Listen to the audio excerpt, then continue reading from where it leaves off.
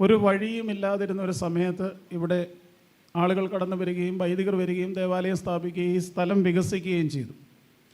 ഇന്ന് നാം അഭിമുഖീകരിക്കുന്ന ഏറ്റവും വലിയ പ്രതിസന്ധി ഈ നാട്ടിൽ നിന്ന് ആളുകൾ ഒഴിഞ്ഞു പോകാൻ ആഗ്രഹിക്കുന്നു എന്നുള്ളതാണ്.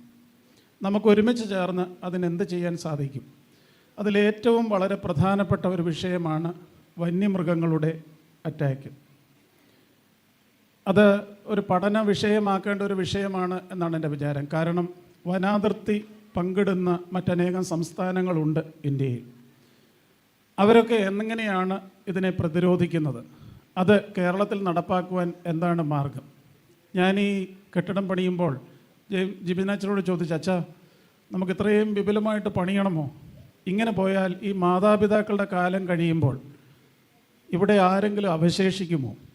ഈ പള്ളി മാത്രമല്ല, തേക്കുതോട്ടിലെ 2 പള്ളികൾ, മണ്ണീറ പള്ളി, എലിമുള്ളംപ്ലാക്കൽ, തണ്ണിത്തോട് പള്ളികൾ ഒക്കെ ഈ വലിയ പ്രതിസന്ധിയെ നേരിടുകയാണ്. അതുകൊണ്ട് എനിക്ക് തോന്നുന്നൊരു ആന ചരിഞ്ഞാൽ ഒരു 5-6 വാഹനമെങ്കിലും അതിനെ അന്വേഷിക്കാനായിട്ട് വരും. പക്ഷേ മനുഷ്യനെ വന്യമൃഗങ്ങൾ അറ്റാക്ക് ചെയ്താൽ അന്വേഷിക്കുവാനായിട്ട് ഉള്ള സ്ഥിതി പോരാ എന്നാണ് എൻ്റെ വിചാരം. അപ്പോൾ ഇത് ഞങ്ങളുടെ വലിയൊരു ആകാംക്ഷയാണ്. മുകളിലേക്ക് വളരുന്ന എല്ലാ കാര്യങ്ങളും മലയണ്ണാനും കുരങ്ങും കൂടെ നശിപ്പിക്കും. താഴെ നിൽക്കുന്നതെല്ലാം ആനയും പന്നിയും കൊണ്ടുപോകും.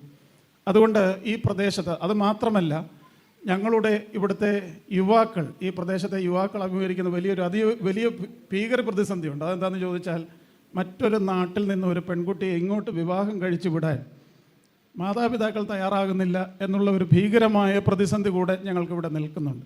അതുകൊണ്ട് ഈ 50 വർഷം കൊണ്ട് നമ്മൾ പണിതുയർത്തിയ, വെട്ടി തെളിച്ച് റെഡിയാക്കിയ ഈ പ്രദേശം ഇനി വനമായി പോകുമോ എന്നൊരു ഭയമാണ് പങ്കുവെക്കുന്നത്. അതുകൊണ്ട് ഗവൺമെൻറ്റും അതുപോലെ തന്നെ സാമൂഹിക പ്രവർത്തകരുടെ ഇത്രയും ജനപ്രതിനിധികൾ ഈ സ്റ്റേജിൽ ഉള്ളത് കൊണ്ടുകൂടെയാണ് ഈ വിഷയം ഇവിടെ അവതരിപ്പിക്കുന്നത്. ഇതിന് ഒരു ശാശ്വതമായ പരിഹാരം മറ്റ് സംസ്ഥാനങ്ങൾ സ്വീകരിച്ചിരിക്കുന്ന മാതൃകകൾ സ്വീകരിച്ച് ഇതിനൊരു സത്വരമായ നടപടി സ്വീകരിക്കുവാനായിട്ട് നമുക്ക് സാധിക്കേണ്ടതായിട്ടുണ്ട്.